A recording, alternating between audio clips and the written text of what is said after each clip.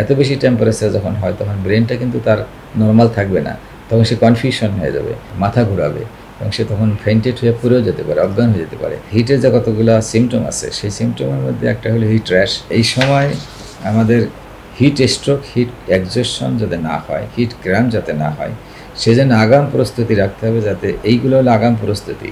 এখন যদি বাচ্চাটার হিট স্ট্রোক, হিট ক্র্যাম্প সেটা বুঝবে কেমন একটা মানুষ, মানে সাধারণত অভিভাবকদের তো বুঝতে হবে। প্রথম কথা হলো হিটের যে কতগুলো সিমটম আছে সেই সিমটমের মধ্যে একটা হলো হিট র্যাশ, ঘাম বিচি হয়ে যাওয়া। এটা সাধারণত ঠান্ডা পানি দিয়ে মুছাই দিলেই কিন্তু এটা ভালো হয়ে যায় এবং এটা হয় না।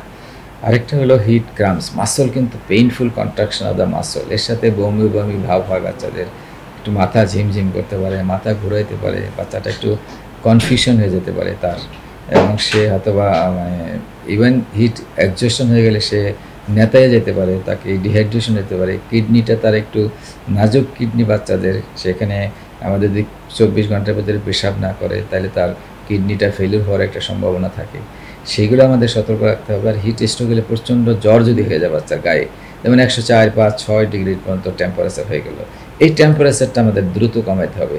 এত বেশি টেম্পারেচার যখন হয় তখন ব্রেনটা কিন্তু তার নর্মাল থাকবে না, তখন সে কনফিউশন হয়ে যাবে, তখন ডেলিরিয়াম হবে, যেটাকে তাকে তখন বমি হয়েও যেতে পারে এবং ভার্টিগো হবে, তার মাথা ঘোরাবে এবং সে তখন ফেন্টেড হয়ে পড়েও যেতে পারে, অজ্ঞান হয়ে যেতে পারে। এই সতর্ক তো এগুলো যখন লক্ষণ দেখা দেবে তখন প্রথম দায়িত্ব হবে বাচ্চাটার কাপড় চোপড় খুলে দিয়ে ন্যাংটা করে সমস্ত গাটাকে মুছাই দেওয়া। সমস্ত গা যখন মুছে ঠান্ডা এবং টেম্পারেচারটা আমাদের কন্ট্রোল করতে হবে এবং সাথে সাথে হাসপাতালে নিয়ে যেতে হবে, কারণ হাসপাতালে না নিলে এই বাচ্চাগুলো কিন্তু ম্যানেজ করতে পারবে না, কারণ heat stroke is a very dangerous জিনিস। হিট এক্সজস্টনও কিন্তু একটা মারাত্মক হিটের সিনড্রোম। ওই স্টেজে না যাওয়ার চেষ্টা করবো আমরা, এবং যখন হয়ে যাবে তখন আমরা ঠান্ডা করতে করতে হাসপাতালে নিয়ে যাব।